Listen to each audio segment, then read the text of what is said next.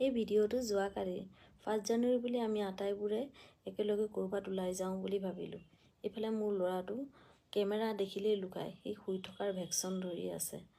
তো আটাইবোৰে একেলগে লগ খাই ওলাই গৈ পাই গ'লোগৈ অৰুণাচলৰ আকাশীগংগা। এই পাহাৰটোৰ বহুত তলত এটা পুৰণা শিৱ মন্দিৰ আছে। তো বছৰৰ প্ৰথম দিনটো ভগৱানৰ আশীৰ্বাদ লৈয়ে ষ্টাৰ্ট কৰোঁ বুলি ভাবিলোঁ। আৰু কিমানখিনি ষ্টেপ তললৈ যাব লাগিব নাজানো। তো আপোনালোকো আমাৰ লগত বলক।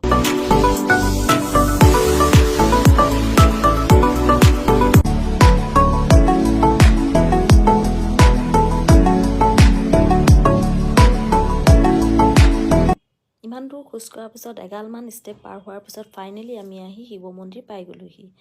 মন্দিৰটো যিহেতুকে বহুত বছৰৰ পুৰণা, সেইকাৰণে মন্দিৰটো ইমান চাক চিক নাই বা ভালকৈ বনোৱাও নাই। তথাপিও মূৰ্তিটো দেখিবলৈ বহুত ধুনীয়া আছিলে।